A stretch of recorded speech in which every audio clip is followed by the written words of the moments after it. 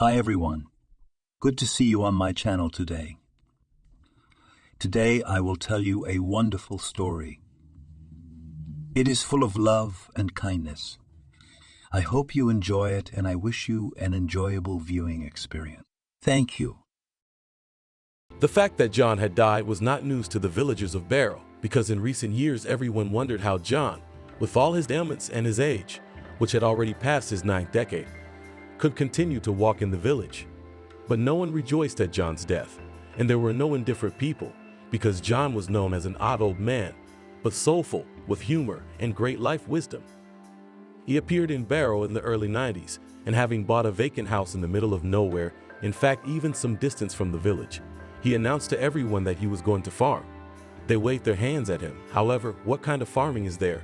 Who are you going to sell these potatoes and other gifts of the vegetable garden to? But John was a man with ingenuity in addition to his weirdness, and soon, having made greenhouses with his own hands, he began to manage, and somehow things went uphill for him. It turned out that despite the difficult, ambiguous time in the city where John traveled with goods, there were hunters, that is, buyers for what he could offer. It would seem, who would be surprised by garden strawberries? But John offered strawberries of white color and yellow, and even some strange berries, clearly of overseas origin, and it turned out that all sorts of newly created rich people with great pleasure ready to buy up such a thing. In general, John didn't talk much about his business, but in the village there was no way to hide anything from the public, and they saw him at the market in the city. People shook their heads. John was a quit John, lucky, but what berry is there in winter? But it turned out that by the winter John had managed to build an annex to the house, like an additional kitchen, and even with his own hands assembled a smokehouse and began to cook fish there. He bought the catch from local men and smoked it according to special recipes to make a delicacy, again for sale in the city.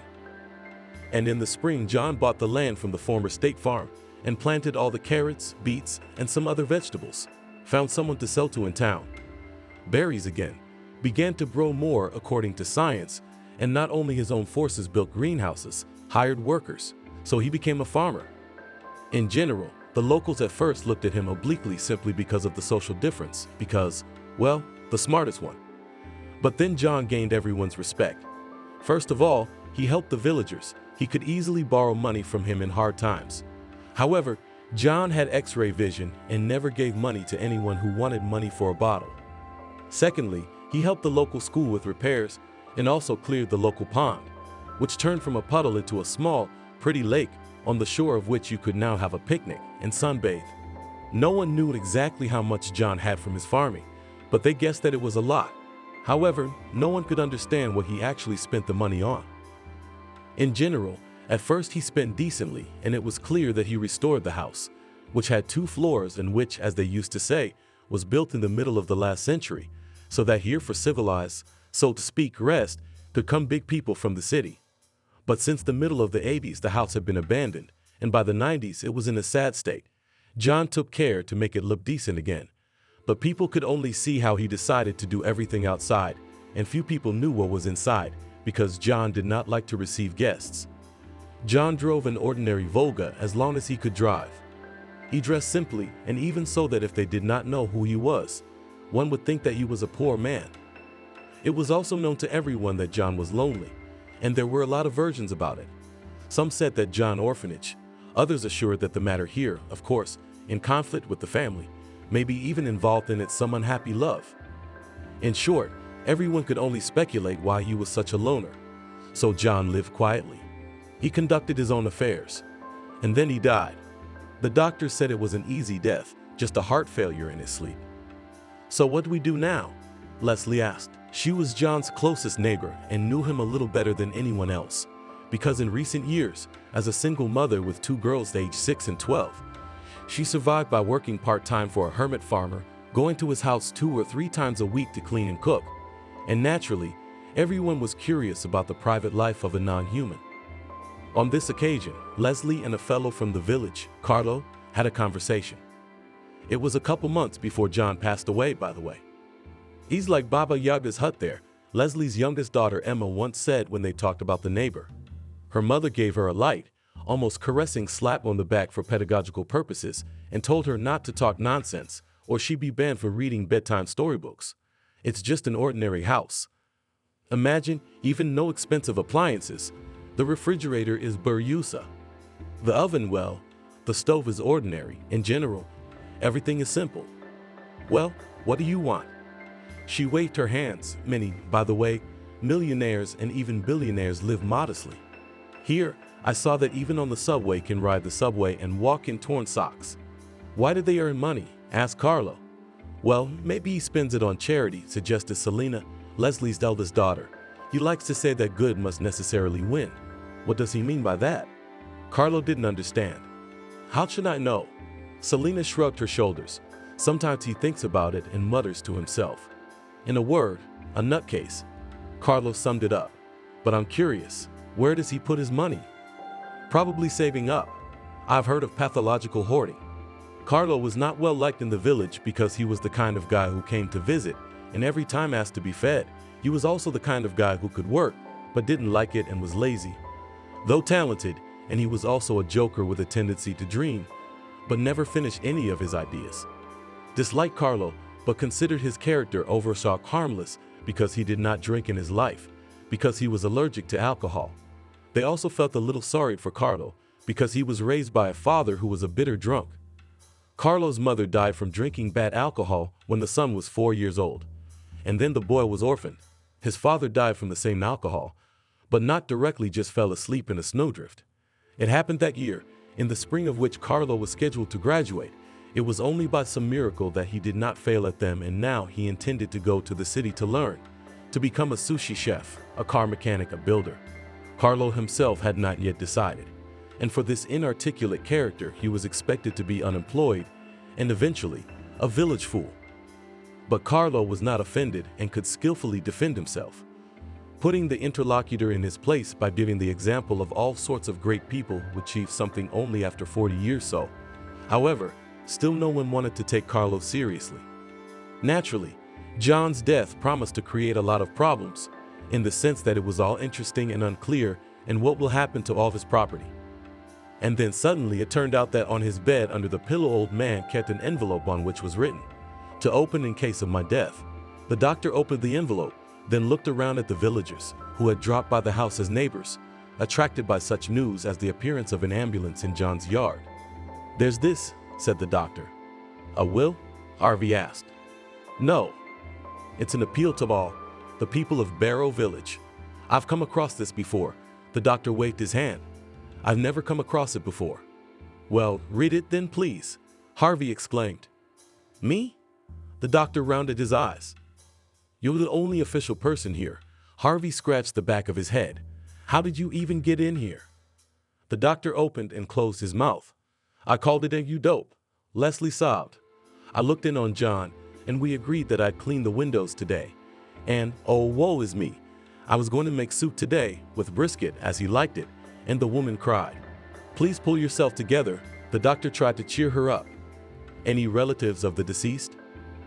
"No," Leslie blew noisily into her handkerchief. "There was one. You see, it's in the letter. Anyway, you better do it," and he held out the letter to her. Leslie took the envelope, tore it open, and pulled out a notebook written in John's handwriting. She began to read loudly, without hurry, and clearly so that everyone could understand. It turned out that John had made a will, which was kept at such and such a notary. He specified his name and address. He specified that he wanted his property to go to a particular person in the village and that it was. "Oh," Leslie hiccuped, began to settle on the wall, and did not fall down only because she was picked up by Harvey. "It says that he gives me the land and the equipment and the house.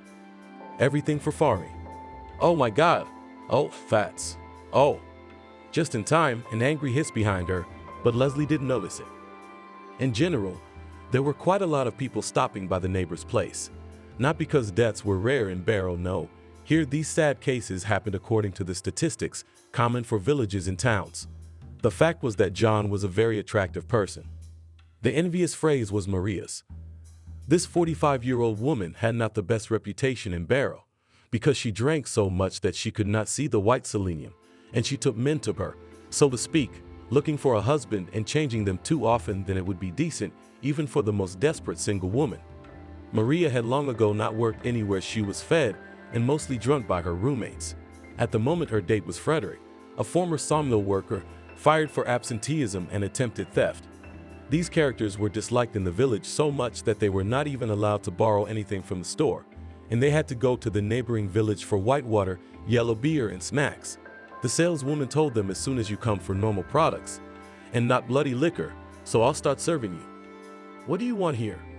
One of the neighbors pushed Maria out of the crowd of villagers. Go on. John wouldn't want you at his funeral. You're a disgrace to Barrow. So, you're the Harris. The doctor sighed. Will you take charge of the funeral? Of course I will, Leslie nodded. We'll do it properly. Poor John. All alone. And how? Why? Why should I? Why should I? The woman repeated in shock.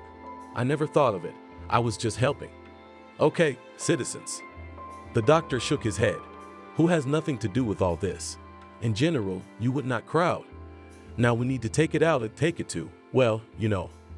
Once John was in the village cemetery, the villagers piled the place of his repose with flowers. Almost everyone came. Except, as they said, the soulless ones like Maria. On the day when they said goodbye to John, the weather was such that one could think that late fall decided to turn back and gave way to summer. The sun was warming.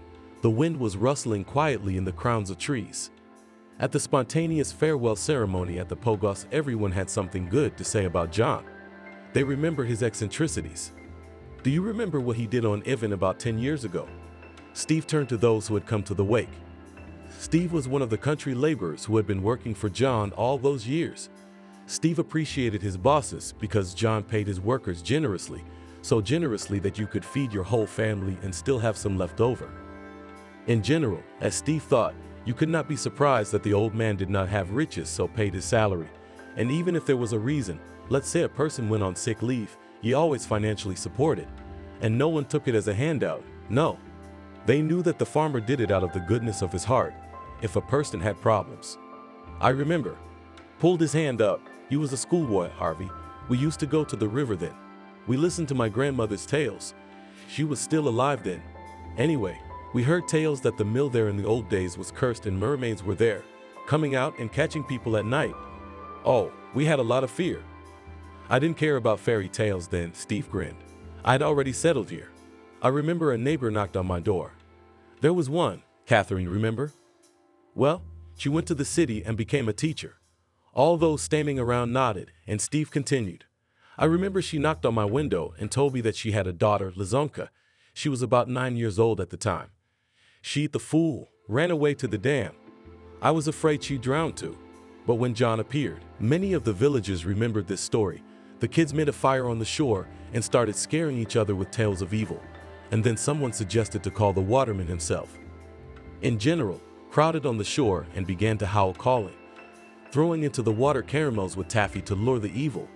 And then suddenly the bushes rustled, crackled, and children rushed scattered thought. Mermaids on their souls came. But it was John who chased the kids away from the river, waving nettle bunches. He drove them all the way to the village, and there the young mermaid seekers rushed to their yards. And no one scolded John for such a performance, because it was even good for the children, and then the children were peaceful. Not forever, of course, because children tend to forget things quickly. Yes, the old man was strange, Steve sighed, but he was a good man. Let's remember him. The next day, Leslie went to John's house. She had to clean it up, sort things out. Then, during the week, she was going to go to the notary to start formalizing the inheritance properly. She still couldn't believe she was so rich. And she was a little afraid because Leslie had never been in any business and did not know how to approach farming. Therefore, although she knew that 6 months would have to pass before she could dispose of everything, but she thought in advance that perhaps she should sell it all to some real businessmen, and there already, put the proceeds, of course, in the bank and on interest, and taking slowly, daughters to raise, to learn to raise, so that there was a start in light for her beloved Emma and Selena. To make things go faster, Leslie asked to help Harvey and also called Steve. The latter agreed willingly at home. Steve lately tried not to be at all, and it was about his wife. The man had married for love, but then it turned out that they did not suit each other. He would have divorced long ago, but his son Grishka was born, and now, of course, it was impossible to think about it. So Steve tried to pretend that he has a family, everything is normal, but sometimes it did not work. "Mom, I will not do anything." Pouting her lips and folding her arms across her chest, stubbornly declared the eldest daughter when Leslie said that she too would participate in the sorting out of things in John's house. "And you have no right to force me. You're so mean," Leslie told her. "Well, if that's the case, go home." "Wait," she added in a slight tone before her daughter could gallop away happily. "Do your homework, wash the dishes, and sweep the floor. By the way, I have to peel potatoes for dinner." "Well, Mom," Selena rolled her eyes. "Don't mom me here," her parent wagged her finger at her. "I won't let you do nothing, you lazy girl." In general, when Leslie went to John's house to work part-time, she usually left her daughters at home. But sometimes she took them with her and they would sit quietly somewhere in a corner, the older one with her smartphone, the younger one with a book, while Leslie was doing chores. "Mom, can I help?" Emma was jumping around like a little goat. This little girl was always happy to help, and Leslie encouraged such enthusiasm in every possible way, hoping that Emma would grow up to be a good hostess. "May I, my sunshine, my clear star?" She stroked her daughter's head. "What a clever girl she's growing up to be. You see the shelf with the books on it. You take off one by one and put them on 2 stacks, understand?" My daughter nodded. "Put children's books where you see pictures in one and all the other books in the other. We'll take them to our village library later. John would like his things to continue to serve people." "When are we going to dismantle Baba Yaga's hut? Can I help there too?" "Daughter," Leslie splashed her hands. "Well, what are you saying? I do not understand. Where did you get this from? Where do you see a hut here?" "There," and the child pointed with her pen at one of the walls of the house. But there was no door there, just a wall. Next to the wall was a huge antique chest of drawers. "You're confused, Star," Leslie said affectionately, but she had goosebumps running down her spine.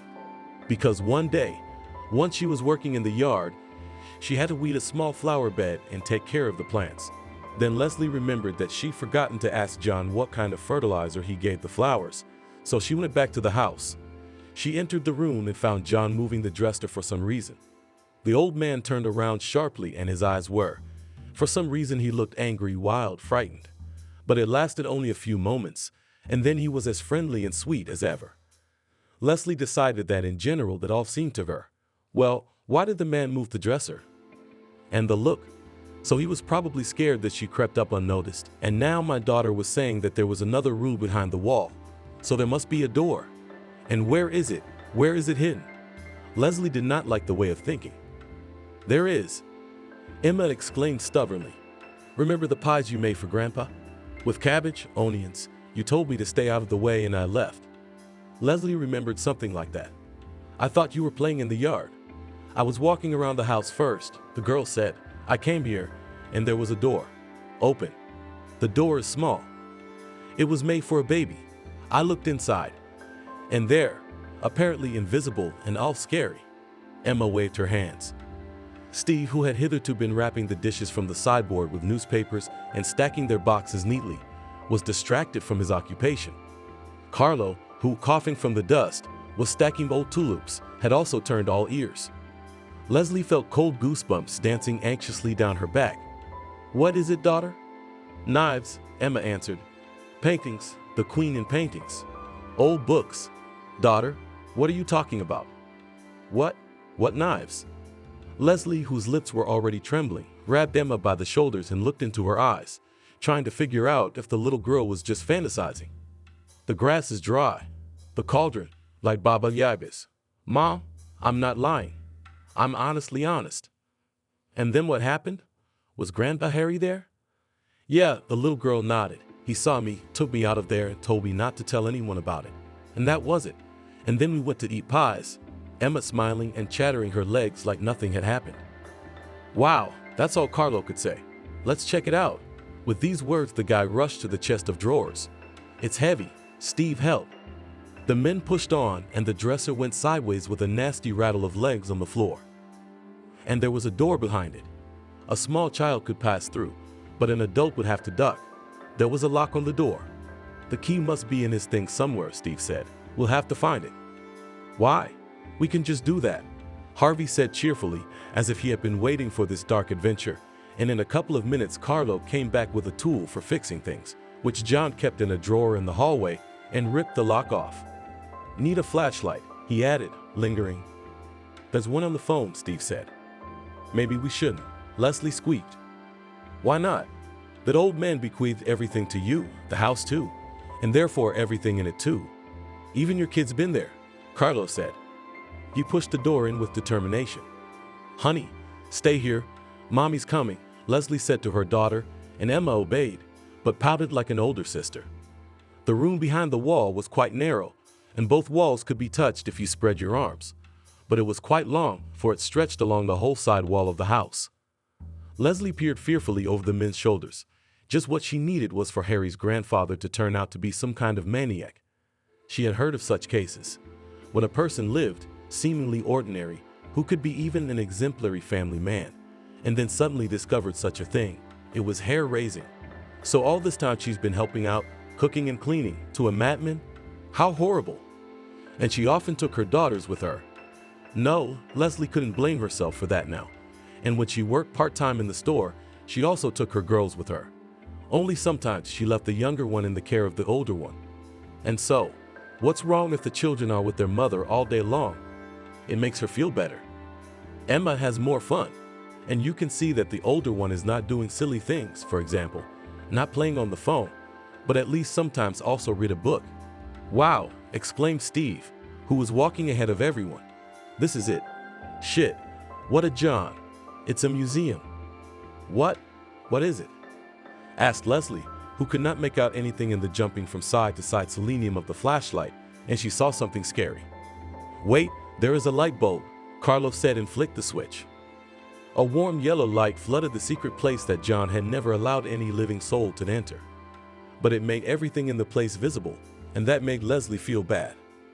On the walls, there were pictures of portraits of some people, obviously inhabitants of bygone eras, and colorful, gluey posters of horror movies, on which monsters with fangs, in which it was easy to recognize vampires of all colors, were attacking people or just muzzled at the audience. On the rare shelves, there were some bottles of colored glass and clay pots. And books. Oh, they seemed to be scary to touch, but they were scattered on several tables and even a chair. But the most unanswered questions of all were the weapons. Ancient sabers and daggers, and a crossbow hanging from the ceiling. There were also some huge sheets of absorbent cotton scrawled with bizarre symbols. From the ceiling, besides the crossbow, there were bundles of herbs and ancient coins hanging on red threads. "What the hell is that?" "What were you, John?" Steve said with a nervous chuckle. "I guess," said Harvey, leaning sideways for something. "Our grandfather was a hunter." "A hunter?" Leslie shook her head and didn't know whether to cry or laugh hysterically. "Aha," Carlo continued, and raised his find, a sharply sharpened wooden stake, ire for all to see. "A vampire hunter," he said, and kicked the scattering of stakes left on the floor.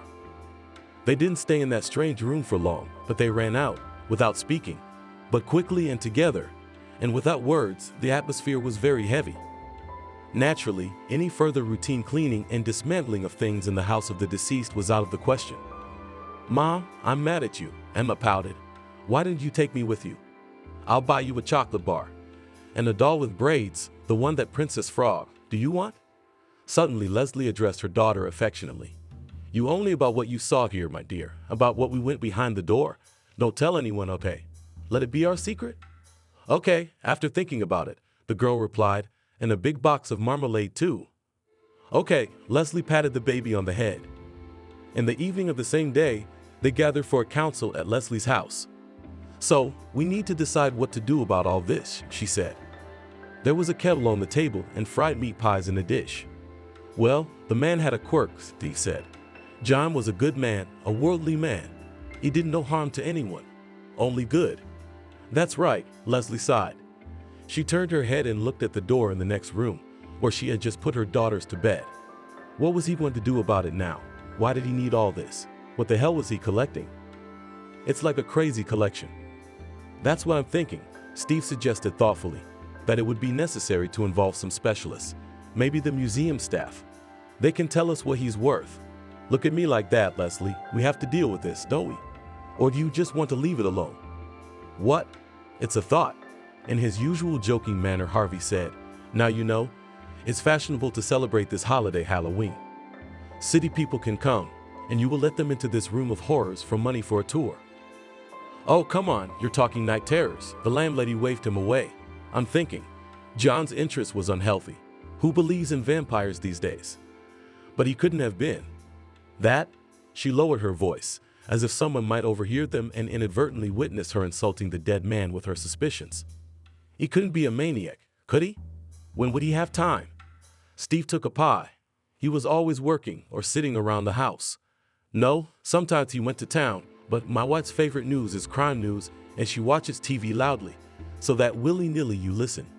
In general, I have not heard that someone with a stake in the heart found. Oh, my head hurts already. Leslie poured herself a hot cup of tea, but she didn't touch the drink and sat there glumly. If we'd known earlier, maybe we could have helped Pedia. What? Harvey asked snidely. Did you advise me to buy some garlic for planting? There, you found time for jokes. Steve reproached him. A sense of humor can be a life-staker in dangerous situations, Harvey winked. Personally, I'll have something to tell you about. Not right now, of course, but one day I'll be able to tell you how I went into the lair of a psychopathic neighbor and came back alive. And you know, I think, wait a minute. Harvey jumped up from the table and ran into the corridor, where he came to Leslie's house, by the way, put on the floor some bag. Leslie thought that, probably from work, just came to her. But Harvey worked now as a programmer and set up the internet in the village. Here, the guy put down on the table 2 things: a big and thick notebook and a padded cover, and a small painting that would fit in the palm of your hand. You took something out of there? Leslie was shocked. Why? It's not a pyramid, so I'll be damned for looting it. Harvey grinned. At least I hope so. While you were rustling around in the hallway, You've said you dropped your house keys there, Steve said reproachfully, interrupting him. Well, you'd have started grumbling. I saw the looks on your faces when you came out of there. And I noticed that there was a notebook in the corner, and I thought it might be something important. Anyway, I looked in and it was a diary. John kept it, and it seemed to explain everything. Well, almost everything. Harvey opened the notebook. Well, read it. Steve hurried him up. And the boy began to read aloud. It turned out that John was not as simple as he seemed. He had a higher education and was a PhD candidate. His specialty was the culture of Eastern Europe of the 14th and 15th centuries. John mentioned that his research might have been more complete if his friend, also a scholar, had taken him seriously, but the latter had only laughed at him. Some of the pages in the diary were missing, and one could only wonder why this happened. That's why it seemed sometimes that there were solid gaps between the parts of John's narrative, and yet the essence was clear. As clear as the gist of something that looks like madness can be. It turned out that John had gone to study to be a historian, a cultural historian, not for nothing, but under the influence of his own grandfather, who was also a scientist. The grandfather said that they were obliged to understand why there was a curse over their family and how to lift it. The essence of this curse was that all the men in the family had unhappy marriages, and if it was only about divorces, wives went mad. They had accidents right on the wedding anniversary. Some left their husbands with babies in their arms. Others pushed their spouses to gambling and other vices, and disappeared somewhere in the horizon with lovers. John's grandfather believed that everything came from the fact that at the end of the 18th century, one of their ancestors had enriched himself in an evil, criminal way, and thus made powerful enemies who cursed him. And it wasn't just ordinary people or even wizards. It was vampires. That's why John's grandfather taught him from a young age that there was a secret science to recognize a vampire. You know, if my grandfather had locked me in a dugout in the woods when I was a kid, when I was soiling the mattress, so afraid of the dark. Steve interrupted his reading. I'd have grown up crazy too. What's the matter? Well, you don't have luck with women. It happens. Maybe there were happy marriages, but just this crazy grandfather did not want to mention them, so as not to spoil his statistics. Because, no, well, it's nonsense. I agree, nodded Harvey. In general, I thought, well, if you look at books and movies, that vampires, they attack to feed. And here, it turns out, not just simple vampires, but also in addition and blacksmiths. That's a lot of imagination. And what a callous heart you'd have to have, Harvey grinned. To take your own grandson into the woods and scare him with your stories.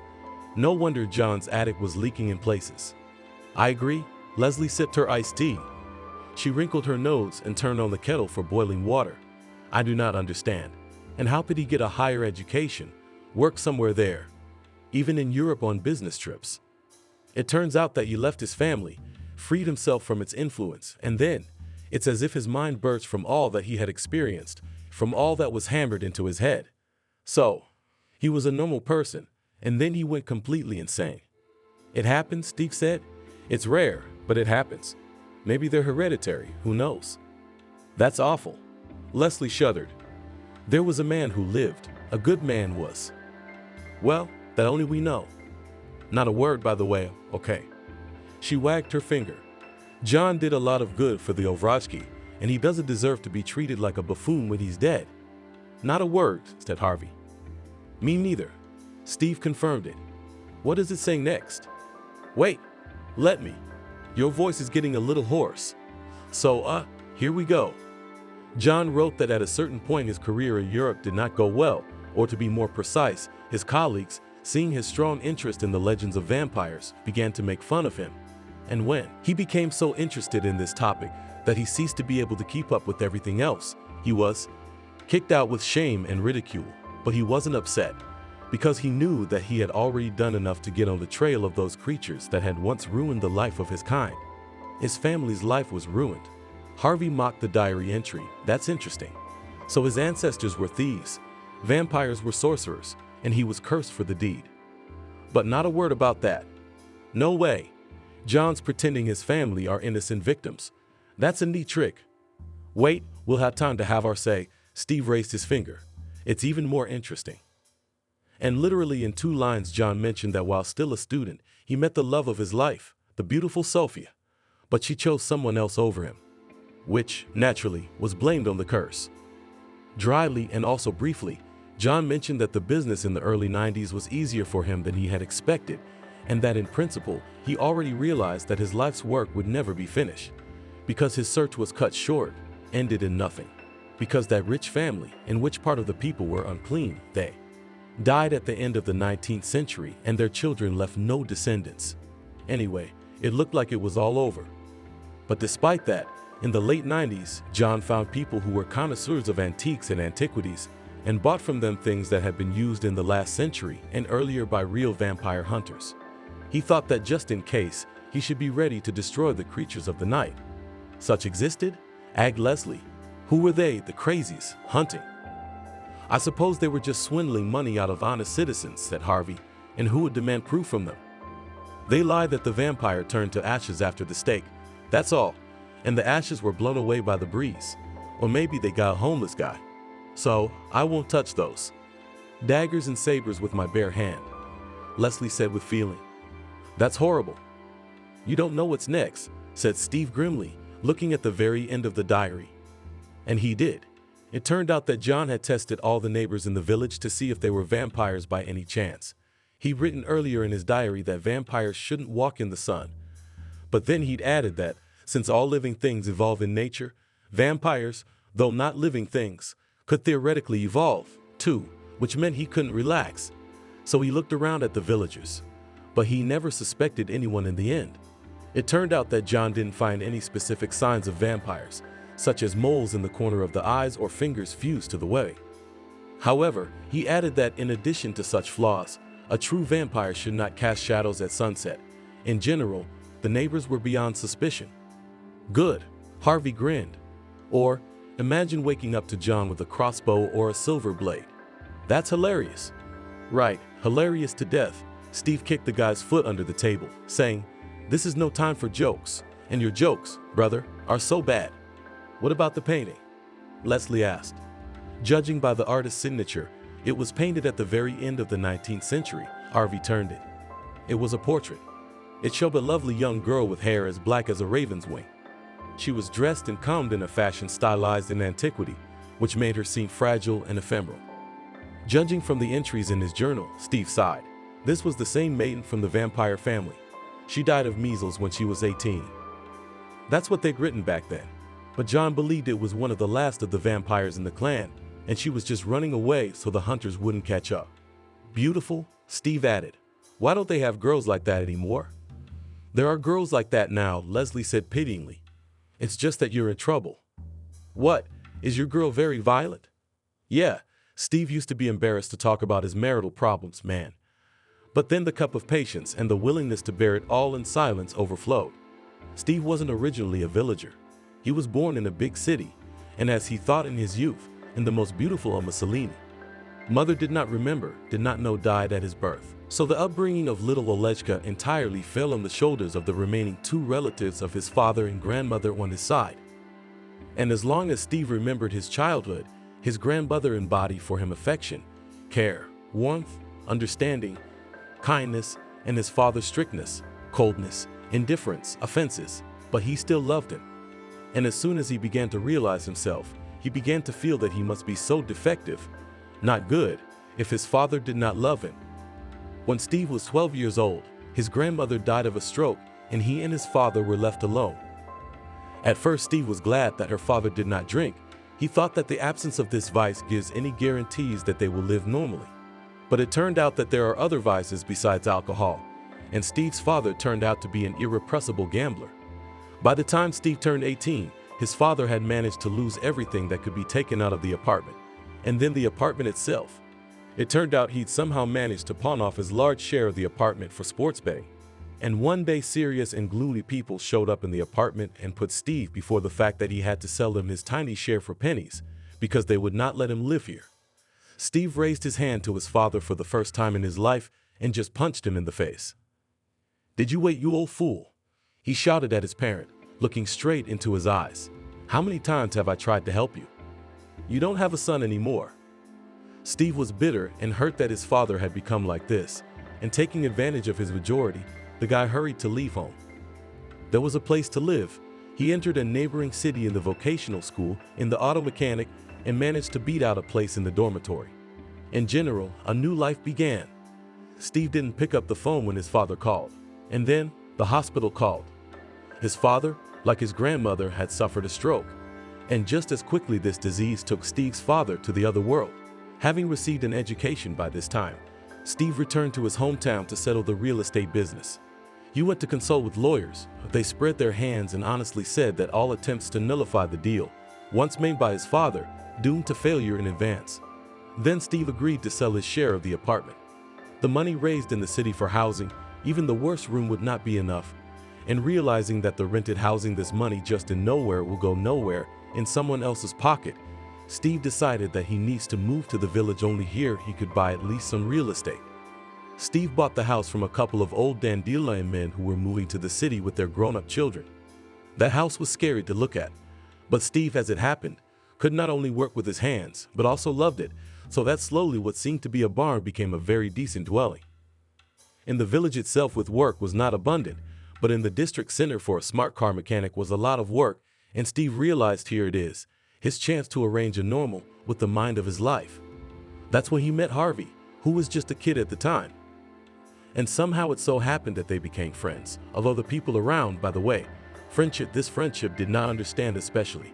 Harvey liked to ask about city life, that he was already a dreamer without coasts, and Steve was charged by him optimism easy, despite all the circumstances, a view of life. By the will of fate, by his 23 years of age, Steve had virtually no experience of relationships with the opposite sex. It just so happened in the technical school about studying thought, in the village first time about work and repairing the house. Looking back later, Steve believed that it was his inexperience played a cruel joke on him. He believed that it was because of this that he had given in so violently to his feelings when he met Julia. She was from a neighboring village where she had returned from the city, where she had studied to become a seamstress. They met in the district center, just came to eat at a fast food, and sat at the same table because there were almost no free seats. They talked. Steve was impressed by Lucy's story, and it turned out that her family was not easy either. Mom, for example, spent half her life in a madhouse, could not accept the departure of her first and only lover to another woman. But not from that favorite man's daughter was born, and from some random man. Julia, in fact, was raised by her maternal grandparents, and they never hid from her what a problem her mother was. Lucy confessed that she was always afraid of going crazy and repeating her mother's fate. Steve saw in Lucy a kindred spirit, a person with a similar fate, who also suffered from the imperfections of her family. And Lucy was also so quick-witted, talkative. She was so bright. She was capable of laughing to tears at the simplest of jokes and crying after watching a sad movie. She was not like, as it seemed to Steve, On modern girls, she did not care that he is not rich. She believed that the main thing is true love, and there is sure to settle everything and will be a family happiness. Marriage was concluded hastily, as if the promised happiness someone threatened to take away from them. And they lived, except that Steve, much later looking back, realized that he was blind. Didn't notice the obvious beacons indicating that his Lucy was no ordinary person. More than once he'd been ready to tear his hair out, remembering how her grandparents had taken him aside and politely told him he was a nice guy, but their Lucy was no match. Then Steve decided that they didn't think he was good enough for their granddaughter. Too late he realized how wrong he was. They just wanted to warn him, to save him. Soon after the wedding, Steve, spending whole days together with Lucy, began to notice how abruptly, violently her moods changed. They could quarrel over nothing. He sometimes could not get an answer from his wife to a simple question, and what was his fault once again? Steve tried to adapt to Lucy's mood swings. He was shocked when she accused him of flirting with a postmistress who was old enough to be his grandmother. Steve used to find funny stories, anecdotes, and tales about pathologically jealous husbands. But now he himself had become a hostage of his spouse. That story with the postmistress, by the way, did not end simply so Lucy hit Steve on the street. Then she cried and apologized, saying she didn't know what had come over her. Looking back again and again, Steve realized he should have divorced then. To understand who was hiding under the mask of a cute, bright in its emotionality girl, but then Lucy reported that she was pregnant. Now divorce was out of the question. Steve wrote off all her increasing whims, nagging and scandals on the fact that pregnant women, they say, hormonal changes. Her strange behavior after the appearance of Barry, he wrote off to postpartum depression. Steve learned to anticipate the change of Julie's moods, learned to talk to her carefully, not to make her angry, not to piss her off, not to drive her crazy, and not to ask for scandals. He realized that all this is abnormal somehow, but did not know what to do with it all. Steve was sometimes horrified at how he had gotten used to it, how, as it turned out, he had lost his pride and desire for a normal life during the time he had spent as Lucy's husband. It was, by the way, especially strange that in public Lucy rarely broke down. In general, was silent and timid, talking to him politely. However, Steve himself, having studied her carefully over the years, could already guess when, for example, behind her seemingly ordinary words, there is a harsh, cruel implication, which others simply do not notice. Steve feared that his son would eventually acquire the same oddities as his mother, except that Barry grew up quite different from her little man. He was kind, cheerful, sincere, easy to make friends, and when Barry began to grow up, it became clear that with his father he finds a much better common language than with his mother, whom the boy generally shunned. Steve, after the birth of his son, resigned himself to the fact that his personal life did not succeed. But then, when his wife launched at him with a pot of freshly boiled potatoes, Steve suddenly stopped shy and came to Leslie for ointment for burns, took and cried. He said that he tolerated the marriage only for the sake of his son, but as the boy grows up, that's it, he will divorce. Leslie was a little shocked by this confession, but then said that yes, she felt that there was something wrong in Steve's family. She supported him that divorce was the only option. Leslie knew firsthand. True, she hadn't been divorced herself, but she had endured 2 painful separations in her life with Selena and Emma's fathers. The first man said that he loved, that he wanted a family, but changed his mind as soon as he learned of Leslie's pregnancy and did ban or ran away somewhere else, before saying that the alimony to file useless because to spite her will work in the gray. Leslie decided that from the traitor will not take a penny. She held on for a long time, but then decided that the world, it is a complicated thing and you can, perhaps, the fate to get a second chance at female happiness. That man, with whom she got together, was as if even more serious than the first. But he also betrayed the matter was that he learned that there would be a girl, began to insist on termination, saying that he needed a son, hair, jeans, and not a useless girl. After that, Leslie firmly decided no more men.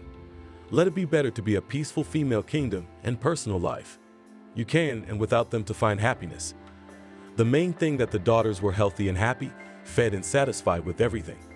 "You're sorry," said Leslie, when Steve once again came to talk to the neighbor and complain about his wife. "But Lucy, well, maybe it's not just her temper. You said her mom was crazy." "Maybe. Don't take offense," she added hastily, "but maybe. Should she see a psychologist?" I've thought about that. Steak side? I don't know. I suggested counseling.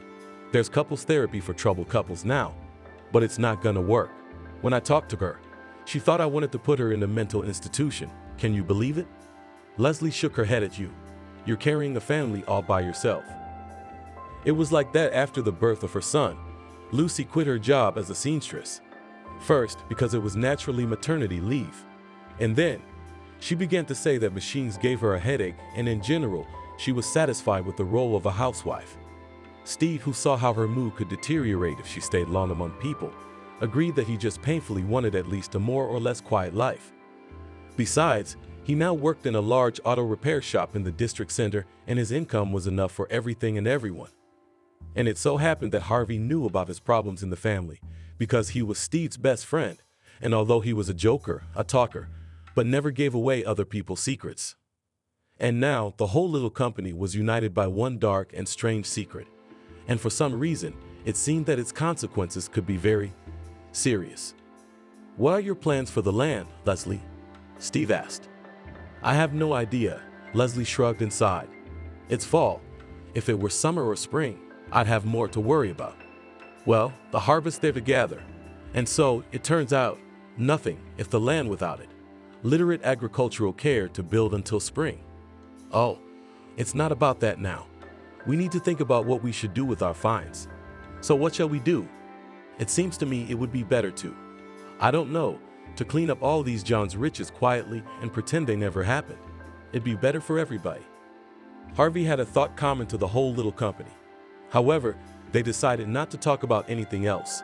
The time was late, and it seemed to everyone that there was no strength to think about anything. The next day, Leslie did not even appear in the neighbor's house.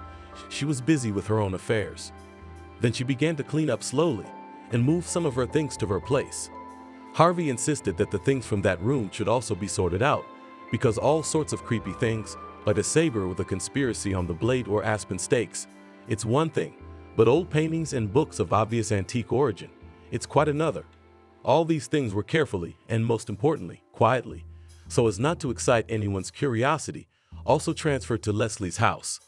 The paintings were covered with a cloth, so as not to accidentally damage them. And then there was a fire, and John's house burned down. Just one night, Leslie woke up from a knock on the window, and shouting neighbors jumped out, and there, burning so that to look terrible. The firefighters turned out to be guys quick, but only the elements have tried, and not only the elements. "It's arson," one of the firemen said confidently. "That's what it looks like." "What?" Leslie couldn't believe it. Who would have thought of that? I mean, why would you do something like that? "Who knows?" the fireman shrugged, taking off his helmet and eagerly emptying his water bottle. "Who knows? You say this house of your dead grandfather was. Well, there was once such a case, though. There was a mansion extinguished. In general, a businessman divorced his wife, and under the marriage contract, she, as they say, barefoot remained.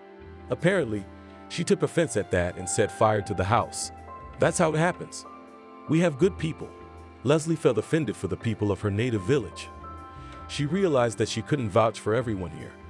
But such an act seemed a wildness, not at all suitable for the peaceful way of life of Ovrajki. In the morning, of course, everyone went to see what was left. There wasn't much left. Not much at all.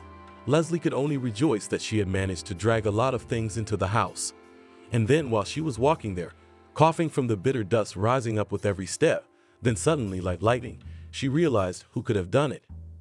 "Maria! Come out, you wretch!" Leslie, puffed up with righteous anger, knocked on the shriveled door of the outermost house in the village. "Why are you making so much noise?" The owner of the house looked out, asleep and swollen from drinking. "What do you want? You'll wake everyone up. Normal people are already up and working." Leslie gritted her teeth, and without any preamble poked Maria in the chest with her index finger. "Tell me why you burned down John's house, huh? You were jealous that he bequeathed everything to normal people, and not to you, a tornado, right? What are you talking about?" Maria's eyes widened. "I didn't set fire to anything." "Oh, you lied." Leslie squinted unkindly. "Why would anyone else? You're the only one capable of such a thing. You lost your human form a long time ago. What are you?" Maria looked very bad, but so looked now that Leslie suddenly thought that maybe, and she is not to blame for the arson. After all, before, no matter how drunk she was, and did not do nasty things to the villagers, I think. Maybe your men set the fire. Leslie made a new accusation, but not so confidently. What men? I'm living with one now. What do you take me for? You think if I don't work now, if I drink, I'm a criminal? What do you know about me? Do you have a conscience? Leslie pressed her lips together. Even if she was wrong, she wasn't going to apologize. Not to someone like that lost soul. Okay, maybe it's not you, she said, and turned around and walked away from Maria's house. 2 weeks passed and the fire began to be forgotten. Life went on in Barrow.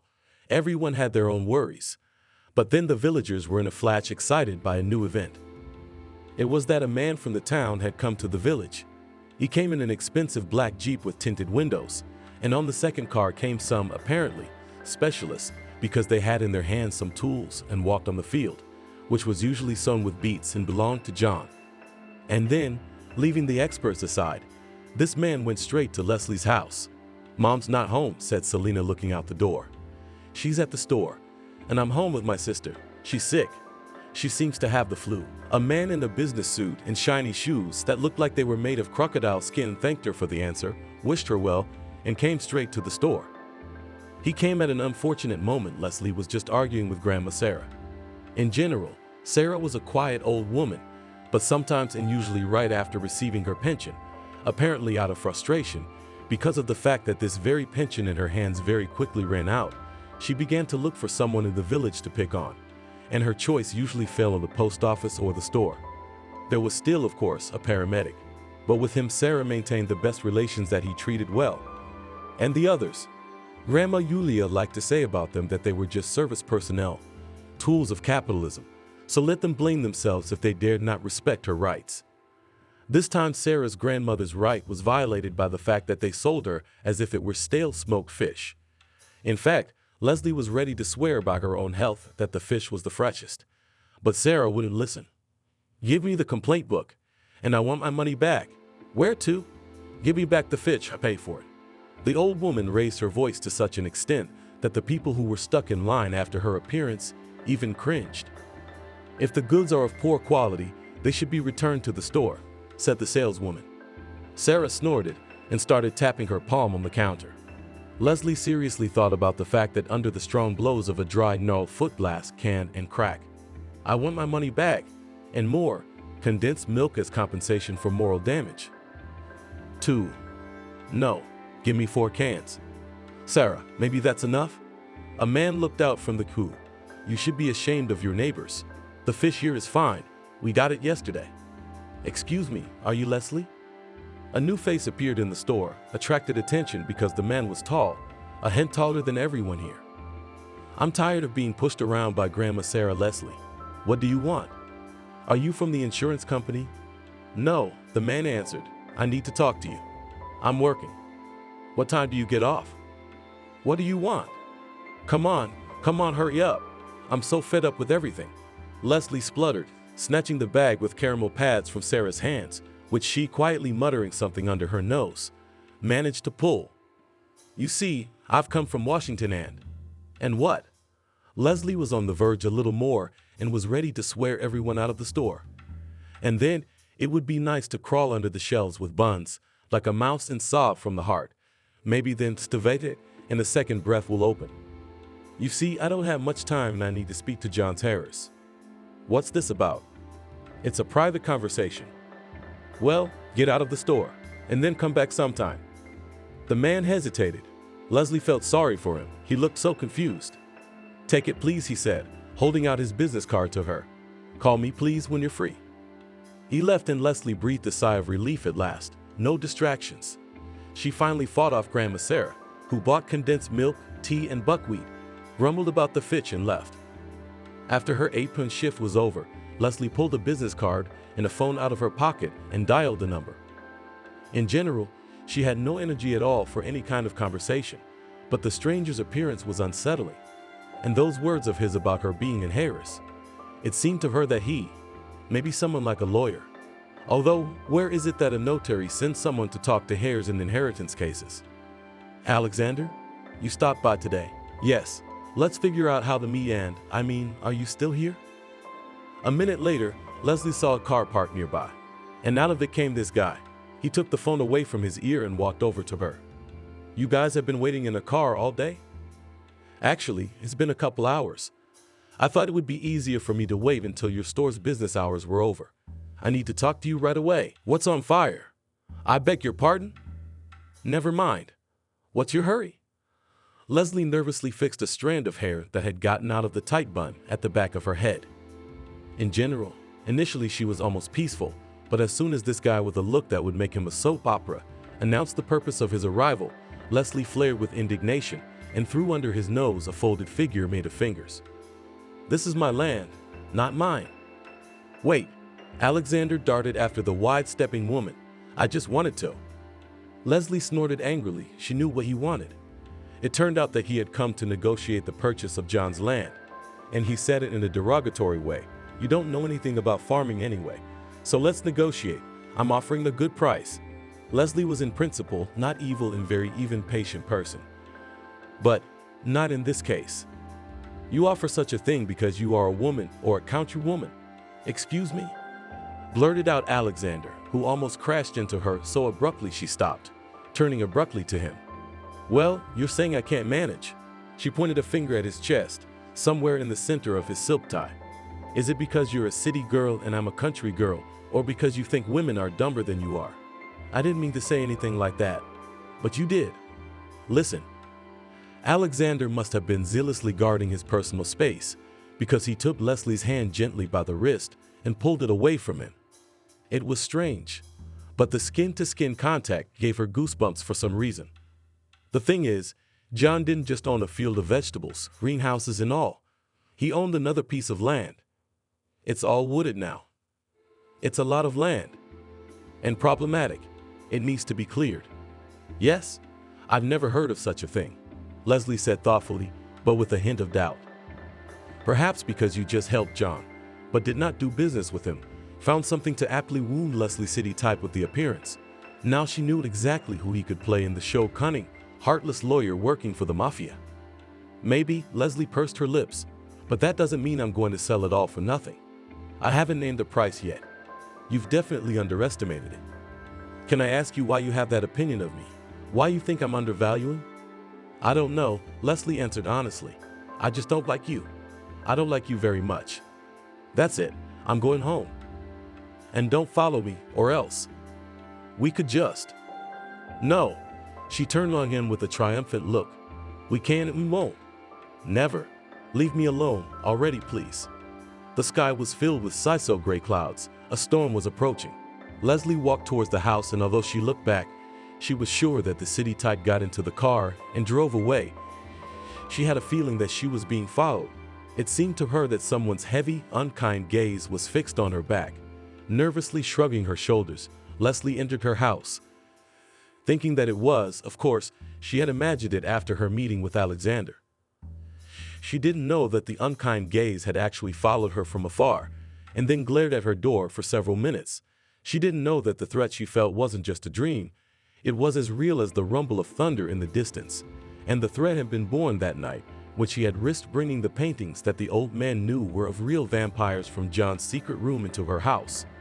Nothing happened in the village for about a week. That is, happened of course, but in fact, these events belonged to ordinary, everyday life and did not shock anyone. Leslie went into town to see a notary. The notary turned out to be not only a professional, but also a helpful man. When Leslie shared with him her confusion about how to manage the farm, he advised her to contact some farmers in the neighborhood to help them properly take care of the land and plantings. It's not a simple matter, said the notary. If you live in the countryside, you know how much care the land needs. My wife and I have a cottage. We missed a couple of months this year, and the spring was no time, then came back, and therein pests have already feasted, and also fertilizers. It turns out, these nitrogen fertilizers should have been laid in due time, and missed, and well, he waved his hand. In general, it is not an easy business farming.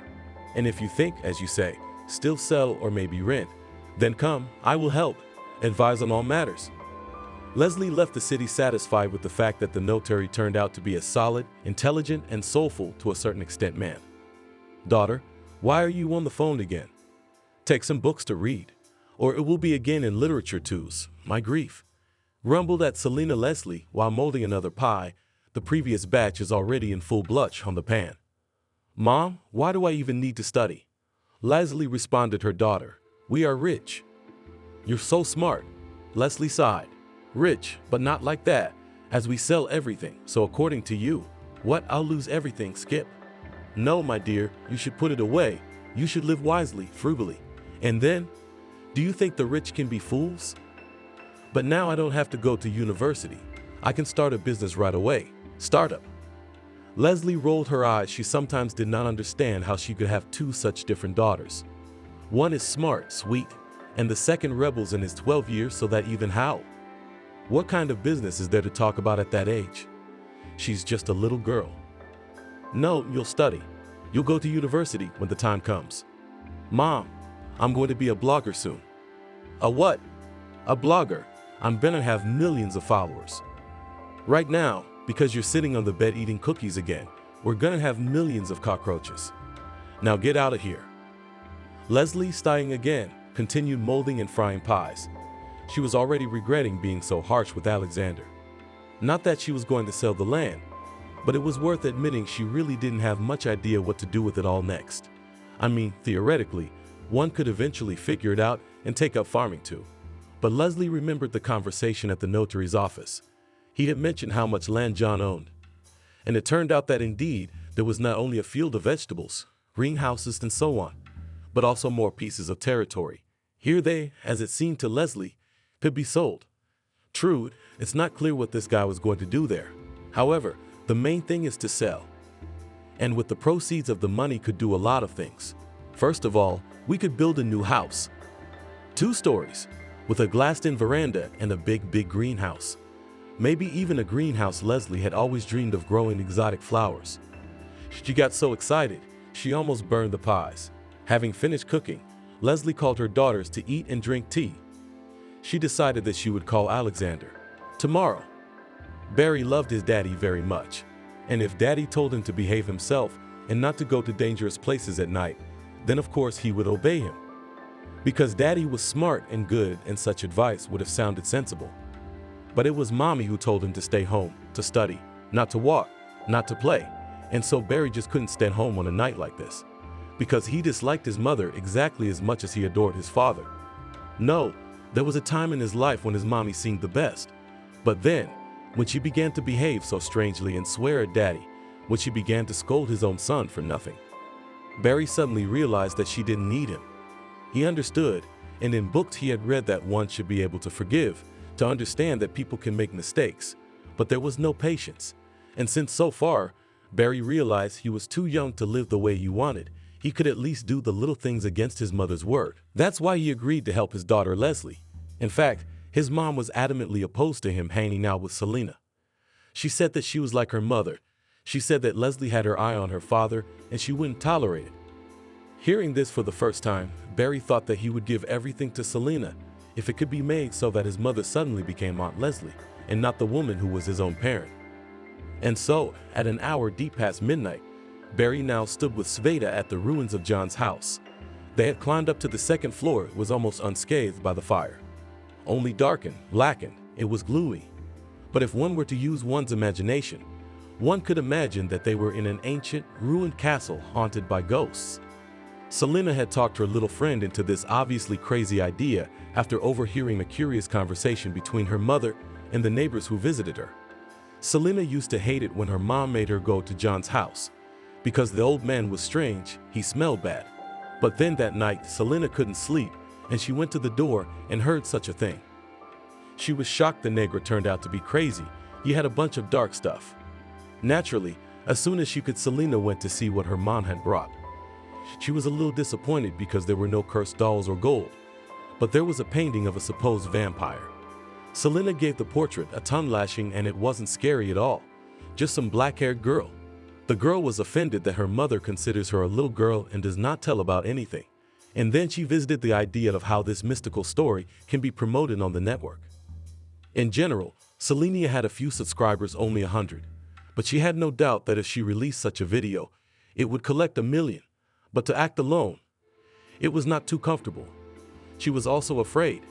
That's why Selena called her son Steve to come along. My dear followers, I'm glad to welcome you on my page. Saying this, Selena held a smartphone on her outstretched hand in front of her. Today you and I will try to summon a vampire. Yes, we're going to summon a ghoul. My friend Barry and I have snuck into a forbidden and cursed house. We're about to begin. In the meantime, please subscribe and like me. With a concentrated sniffle, the girl set her smartphone on a tripod. Come on, Barry, Selena said cheerfully, and sending a smile to her audience, started to help him. Chalk to draw a circle and symbols. Candle to bait the monster with live fire. Salt to ward it off when it arrives. Sticking out her tongue with eagerness, Celine drew a circle that was uneven. Then the candle didn't want to light. But finally, everything was done. Maybe we shouldn't. I've seen it in American documentary movies. Barry wanted to ask what exactly she saw as hunters running away from the evil, or an example of how to deceive their subscribers, but did not say a word because he really heard something. They were not alone in the house. The boy distinctly heard footsteps below them on the first floor. Selena, there's someone here. Good, she nodded. I see natural fear. But first, the girl was about to turn on the camera. She stepped back a couple steps, then mussed her hair with her fingers and started making faces, apparently choosing the best ones for this performance. And then suddenly the floor under her feet crunched. The old boards, sharpened by the fire, began to sag and Selena fell down. It would have been a disaster, but the girl had fallen only to her waist, and she had spread her arms and clung to the floor. Barry picked up on his friend's startled cry and rushed to her.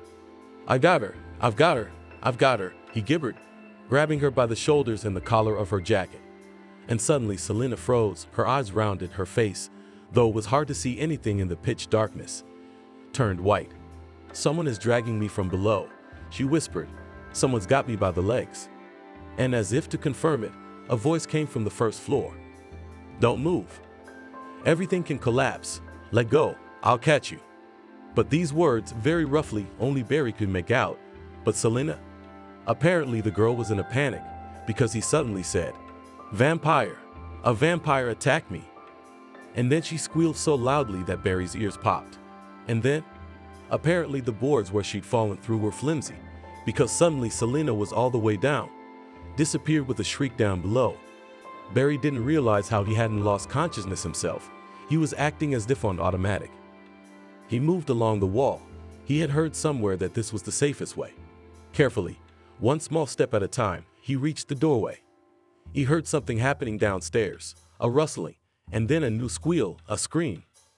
The boy couldn't stand it. Not thinking that anything else could collapse in this house, he rushed through the door and down the stairs. For a moment he looked up. The hole where Selena had fallen from was located, so that someone standing at the top of the stairs could reach Selena and pulled her down. But who was it? The boy, lighting his way with his smartphone, picked it up off the floor and climbed down the stairs. Selena was sitting at the bottom, teeth chattering, herself trembling, eyes round and staring at one point. Are you all right? Having asked the question, Barry was immediately embarrassed. What a stupid thing to say. A person can't be all right after something like that. Someone saved you. He spoke again. Didn't let you fall. Who was it? And why did he leave? Celine looked up and then said only 3 words. The vampire from the portrait. Naturally, the guys didn't have any thoughts of continuing to shoot anything. Now that it was over, they just silently left the house and walked home. To be more precise, they thought they were going home. But as soon as they stepped over the threshold, they were blinded by the light of the headlights and deafened by the screams. It turned out that Selena's mom and Barry's dad had rushed to the house. The adults rushed over to the kids. They began to examine them, shaking them, asking them what they were doing. How dare they go out in the middle of the night in such a place? And then it turned out that the relatives were here not because they simply discovered the disappearance of offspring and went to look for it, was that both of them received a call from an unknown number. The voice sounded strangely distorted, but it seemed to belong to a woman, and he said that the children were at John's house. I'll get you. Leslie seemed to take a swing at her daughter, but the next moment she just hugged her child tightly and burst into tears. Selena picked up on the roar and started swearing to her mother that she would never do that again on Selena. Well, boy, you're screwed, said Steve to his son. What were you doing in there, huh? Selena wanted to make a video for her subscribers. We were on the second floor and we wanted to summon a vampire. What? What second floor, son? It was on fire. You could have fallen. You can't even go in the house. Selena did fall, Barry sniffed. He didn't think he'd incur the wrath of his parents by telling the truth. The floor had broken. Her legs fell through, but someone was downstairs and, well, he saved her, caught her and pulled her down. What?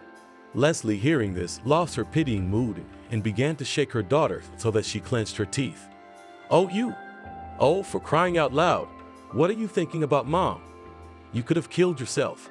I won't let you out of my house until you're 20. You wanted to make a video. I'll show you a video. With those last words, Leslie grabbed her daughter's smartphone out of Barry's hands and just slammed it to the floor with all her might, then kicked it over. That's it. Your Dos Vida is over, Selena. Get ready. Already on the approach to the village, Steve and Leslie decided not to have any educational conversations in the middle of the night and in general to postpone all the worrying care until morning. Now like mice back home, let's hope Mom is sleeping soundly, said Steve. He and his son entered the house, quietly, sneaking. Come on, let's go to your room. Daddy. Steve tousled his son's hair. You know the most important thing to me is that you're alive and well. I'm not mad anymore. But this is gonna be a serious conversation. You and me, not a word to Mom. Thank you. Barry sniffed his nose and went to his room. Steve had long ago slept on the couch in the great room instead of in the marital bedroom. Now he peeked out the bedroom door and it was quiet. Sometimes Lucy snored in her sleep, but now it was as quiet as if she hadn't been home at all. Steve took off his shoes, walked to the couch, but sleep wouldn't come, not only because of what his son had done, but also because it just so coincidentally ran out of strength to live in such a terribly funny parody of marriage. But what else was there to do? The only thing to do was to endure. What hurts? Leslie asked her daughter when we got inside. Nothing. I told you, I'm not hurt. Mommy, please forgive me. I forgive you. But you will be punished, Leslie said, spinning her around and groping her. But nothing seemed to be broken. She's all grown up and she's making up such nonsense. What vampire? From the portrait. He was there, really. He was there. Yes, of course. That's enough. Go to sleep. We'll deal with this in the morning. Don't wake your sister. Selena went to the room she shared with Emma. Leslie sighed and went into the kitchen. I don't think she'll be able to sleep now. At least have some coffee to stop the headache. What an event. As if there weren't enough problems. And then there was this strange phone call. It turns out that someone sneaked into the burned house that night and accidentally caught the children there and saved the girl from falling from such a height. But who could it be? Why did he give his name? And why would someone want to get into the house? She didn't believe her daughter's chatter for a minute, but John and his madness about vampires, a fire, and now the once mysterious and obviously not with white fluffy intentions. And then Leslie remembered that her daughter had taken something from John's things for her adventure, a small portrait and something else. It turns out it was left in the house. It was possible, of course, to go in the morning to take it, but it was going to rain and Leslie was afraid that the ancient canvas could be seriously damaged by dampness. And also, what if the rats would be interested and try it for a tooth? She wasn't sure about the rats, but the impending thunderstorm was a real problem. Leslie cursed quietly. The painting must be worth a lot of money and you can't throw away your wealth like that. So after checking that her daughters were both asleep at last, she grabbed a flashlight and left the house.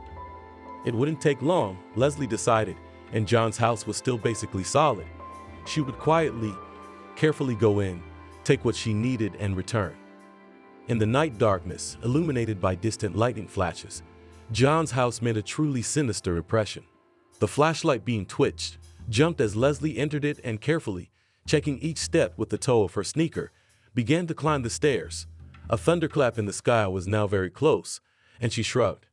What a nasty feeling, as if someone unkind was glaring at her back. Don't be a fool. It's just nerves, Leslie told herself. The floor on the second floor looked suspicious, but she risked taking a couple of steps, especially since the painting and whatever else the silly daughter had stolen were lying right next to it. Taking the things, Leslie sighed with relief. Now home. And sleep. And in the morning. Everything would be in the morning, all later. She had already turned to the stairs when a flash of lightning illuminated the face opposite with a cold, ghostly light. Lucy? The neighbor stood on the stairs, silently looking up at Leslie. "What are you doing here?" "Oh, did you get a call too?" Leslie interpreted her appearance in her own way. "Don't worry, the house is all yours. It's okay. It's just my stupid older sister. I'm sorry. I didn't know. I didn't even think she'd be smart enough to do that. It's okay. I can imagine how shocked you are. I almost lost my mind myself." Leslie talked and talked, and it did not immediately occur to her that Lucy looked strange for a mother disturbed by the fact that her son had run away from home. She stared unblinking, her face seeming as if chiseled from marble with hard features, her jaw tightly clenched. "I'm not giving Steve up," Lucy said in a colorless voice. "What? Who won't?" Leslie sincerely didn't understand. "Lucy, what are you talking about? And what are you here? What are you doing here?" Leslie was used to living materially. She had never been oriented on any kind of premonitions and similar psychic abilities. But right now, she was as if struck. She felt the danger. "Lucy, are you okay?" Her voice treacherously shook as she turned to her neighbor. She suddenly smiled. Leslie swallowed hard. She remembered a documentary about wildlife, in which it was said that some predators are very good at sensing the fear of their victims, and its appearance is considered a signal to attack. It seemed to Leslie that something like that was happening to Lucy, who was acting strangely, and in this case, the victim was her, Leslie. "You've wanted my Steve for a long time." Lucy's hands, which had been hanging along her body, now began to rise slowly, as if an invisible puppeteer was pulling the strings. "I'm not giving him up." "Lucy, what are you doing?" The woman blinked confusedly. "Steve and I are just friends. I'm raising my daughters alone, and I don't need anyone." "Lucy, please, let's get out of here and talk calmly about everything. First, you lay down with the old man. He gave you the house. Now you want my husband. Too bad you weren't in the house when it was burning. I should have brought you here and thrown you in. I should have burned the house down for nothing." Lucy muttered and looked angry. "What?" Leslie's mind was reeling from what she was hearing. She couldn't believe that Lucy had set the house on fire. "You stole my mom's boyfriend," Lucy said in a very strange voice. "You want to steal my man away from me? I won't, you bastard. I'll destroy you." Lucy screamed her last words and threw herself at Leslie. She recoiled, wanted to bounce away, but Lucy grabbed the floor of her clothes, pulled, and there Leslie's leg twisted on the stairs, and both women collapsed, rolled. Finding herself at the bottom, Leslie was horrified at the noise in her head. Then she realized that it was a storm raging outside, and her head was just splitting from the pain. Her shoulder was aching. She tried to stand up, and a sharp pain shot through her thigh. Leslie cried out and fell again. And then, her eyes widening in horror, she watched Lucy rise above her. How could she do that? Both of them had fallen, and this one had fallen like that. The neighbor, continuing to say that she would not let Steve be taken away, threw herself. Leslie realized that she was going for her throat and would not let go. It was painful, dark, incomprehensible, and hard. She tried to fight back, then realized that she had lost. Icy fingers clenched on her neck, her eyes flashed before her eyes, and suddenly Lucy flew backwards. Leslie coughed, blinked, and opened her eyes. Her neighbor was struggling with a tall, black-clad figure. The figure threw Julia to the floor, pinned her arms back, and something connected them, bound them, depriving her of the ability to fight further. And then the figure rushed toward Leslie and brought its face close to her. Leslie, if she had any strength left, would have screamed because the face belonged to the very girl of the portrait. It was that beautiful brunette from the 19th century. It was. Leslie felt like she must be going crazy, because it was a vampire. "Stay still," the fiend said to her. "I'll call an ambulance." "Where are the fangs?" Leslie asked, because she couldn't think of anything else right now. "You vampires should have fangs." The girl smiled. Her teeth were what they called pearly straight, gorgeous, but there were no sharp, dagger-like fangs. "I'm fed up with you, interfering. Why do you all come here?" said the beauty irritably. "Steve." "Dial, please," whispered Leslie, feeling that her strength was leaving her and she was ready to fall somewhere. "Were you the one who called us?" The brunette looked at Leslie with a strange mixture of contempt and curiosity, nodded. "So you saved my daughter. Thank you." Leslie exhaled and finally lost consciousness.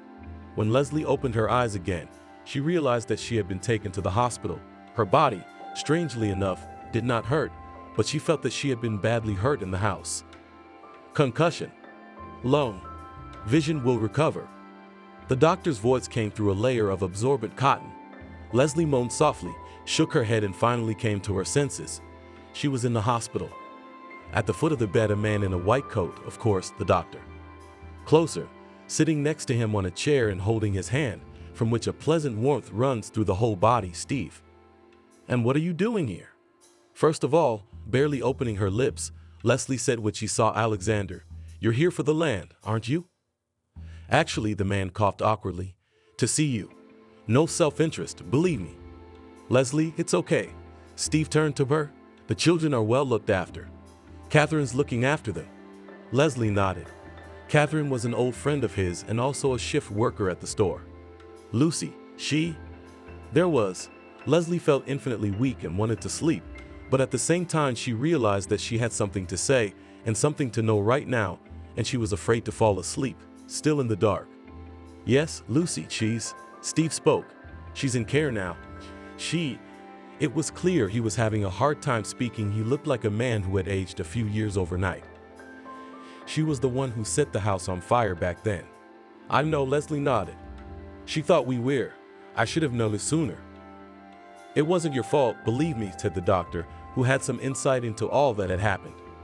"The symptoms of your wife's illnesses were easy to mistake for normal, problematic personality traits." "Lucy went crazy," Steve finished. "The same thing happened to her that happened to her mother." Leslie didn't know how to find the proper words to comfort Steve. She only squeezed his fingers slightly in response and thought about the fact that he, no matter how bad he felt, would hang in there now. He must hold on for his son's sake. Leslie was now looking at the doctor. She was a little afraid that at the next words, she herself might be considered crazy. "I was saved." "I understand that you need to talk to your friends about something important," the doctor said, "but you can't be overworked for long. And I have to go," he finished and left the room. "It was my sister." Alexander suddenly entered the conversation. "Her name is Sophia, and her appearance, I swear, it was a complete surprise for me." What? "I don't understand." Leslie fixed her gaze on the Capitol's businessman. She was in shock because she did not understand what was going on. But Alexander, fortunately, had some answers. The small company could talk quietly because except Leslie there were no other patients in the room. And Alexander spoke. "It turned out that back then, in the 90s, John, looking for the right things for his collection of theoretical vampire hunter, not only bought them. One day he learned that a certain collector had what he needed, namely portraits of the last members of the very family, which, as he believed, kept vampire secrets. The collector told the people who came to inquire about the sale of the paintings that they were priceless treasures that were dear to him for personal reasons, and he would not agree to part with them, even if he were offered all the gold in the world. That's when John contacted the bandits. He paid them to steal the paintings, and it was done. The collector was almost heartbroken because he had spent years of his life searching for these paintings. And they were for him not just some works of art. They were directly related to the history of his family, because he was a distant descendant of that very family. His ancient ancestor, the connecting link was that black-haired beauty from the portrait in the ancient style. The noble family announced to everyone that the maiden died. She, they say, carried away by disease. But it was a lie. In fact, she had run away, preferring a love marriage with a poor man to a marriage of convenience with a rich man. That's why she, for such a disgrace, and decided to be removed from the fate of the family and its history. John, of course, did not know that the collector to whom he had dealt such a blow was a person related to those, so to speak, vampires he had been searching for so long. Otherwise, this story could have taken a very different turn. However, this story had developed over time. The thing was that the old collector had a son, whose name was Billy. He left in the 90s to build a business there. The son came back when he learned that his father's health had deteriorated. He spent his last days with his father. He held his hand and listened to his family man's last words about everything being wasted, his most precious possession stolen. Billy was not as passionate about antiques as his father, but he realized that now he just had to find the paintings. These paintings had to return to his family name, and that was it. He had used all his resources, but he hadn't managed to find out anything. Besides, Billy didn't have much time for that. He had to return to America, so as not to lose the business. There he met a woman named Monica and married her. This marriage produced 2 children, Sophia and Alexander. Alexander, when he grew up, decided to return to his native land and engage in agriculture. He was attracted to plants from childhood. He wanted to work with what grows on the ground. Sophia decided to follow in the footsteps of her paternal grandfather and become a historian. She went to France, then continued her education in England. They had little contact with his brother, and in many ways their views on life were different. So Alexander did not understand the almost desperate desire of Sophia to find the very missing paintings. Yes, he recognized that it was a great loss, but it is, after all, just a part of history, the past. Only his sister didn't want to hear about living in the present. She was stubborn. And about a year ago, she shared the news with her brother. She managed to get on the trail of the man who ordered the theft of the paintings. Sophia learned all about John, and she realized that he would not want to give the paintings, and he would not want to sell them, or even think something bad when he saw her face. The thing was that Sophia had a striking resemblance to the same girl who had long ago preferred love to money and position in society. Sophia knew this because she had seen a picture of one of the missing paintings. Sophia began to plan how to break into John's house and just steal the paintings. She thought she would repay him in kind, and it would be fair. But then John died, and his house burned down. But Sophia wasn't about to give up on her plans. She already knew that John had a secret room and thought that he might have had a cellar under the house, some kind of secret place, in which the paintings could be preserved, unharmed by the fire. Sophia did not want to go to Leslie. She feared that if she refused for some reason, she would not have the opportunity to explore what was left of the house, because Leslie theoretically could begin to keep an eye on this place. That's why Sophia went to the old man's house one night, and suddenly there were children there. She had unwittingly witnessed them dabbling with vampire summoning and had luckily managed to save a girl. And then she decided to return. And again her plans were disrupted now. There were Leslie and Lucy, who had long been following the one she thought was her rival. Alexander said he met with his sister after she saved Leslie. He said he was shocked when his sister told him about her failed plans. But he also managed to change her mind. He convinced her that such a drive to get the paintings back at any cost was not normal, and it would be better to accept their loss. That's the truth, Alexander said. Now you know everything. My sister, she's not a bad person. I met with her and talked to her. I think I was able to convince her that the past, it's time to let it go before it goes too far. I can promise you she won't bother you again. She's going back to France tomorrow. Leslie listened to the whole story in silence, and now it was as if she had almost no questions left. But she really wanted two things: to laugh and cry at the same time. Bunch of idiots, she said, and laughed anyway. She laughed for a long time, and then asked Steve for water because her throat was dry. Well, I'm glad John didn't find out who your grandfather was. She sighed when she was able to speak again. And I'm sorry that John, whatever he was, but humanly sorry for him, to be so deluded for the rest of his life. And there was no soul to help him realize that he was going mad. Well, all right, the past is indeed the past. As for your sister, and Leslie told me that no, very much of John's house was not missing. Alexander just rounded his eyes when he heard that, but Leslie did not let him say anything right away and continued. She said that if all those paintings were so important to his sister, then let her have them, for free, because she had no right to demand money for them or keep them for herself. After all, John got them, in fact, in this way. You're an amazing woman, Alexander said. I'm just an ordinary woman, sighed Leslie. He's telling the truth, Steve said. I picked up some archives. In several newspapers in the 90s really wrote about the theft of paintings from the collector. He tried to somehow find them, appealed to literally everyone who could help. What did you get here? Leslie frowned. You've been unconscious for 2 days, Steve explained, and she gasped. As for the land, said Leslie, you know, I'm not selling anything. It's easy to sell, but John wanted to keep it all. So somehow I can do farming myself, not quite bad at it. I live in the village. There are people who will help me. A notary is a good one. Well, sighed Alexander, and if the land, which is already covered with forest, why do you need it? Leslie asked in a businesslike tone. I thought to build a flower farm. You found time to talk about business. Steve was indignant. She needs to rest. You're right, Alexander was embarrassed. I'll rest, Leslie yawned. I'll take a nap now. But only let your sister come to me before she leaves for France. Is she in a hurry? She has a doctoral defense. She's quick. both a scientist and a thief. All right. Can you send the paintings to her afterwards? I'm not sure it will be possible. They were painted in the 19th century. Don't do anything stupid. Leslie had the strength to raise his hand and wag his finger at Alexander. I won't. In fact, I live here all the time, and I think my sister won't mind at all if the paintings just come back to me as my grandfather's direct heir. I think she'd be happy about that.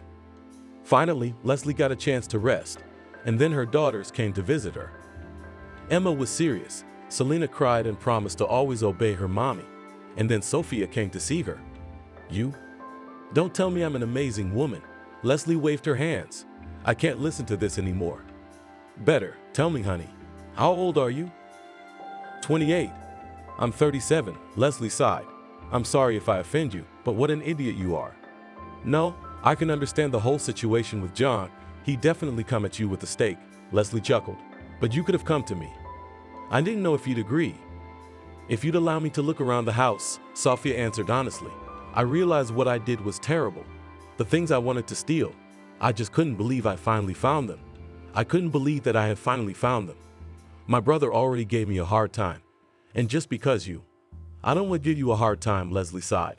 But you better get your head on straight, girl, or you're gonna get in trouble one of these days. Promise? I promise. Good. Your brother wants to keep the paintings. I know, Sophia smiled. That will be enough for me. Thank you. You have given our family its history back. Leslie was not disturbed from here on out. She was treated and took lots of long rests. But Steve came every day. And then on the day Leslie was to be discharged, he unexpectedly brought her a bouquet of her favorite flowers.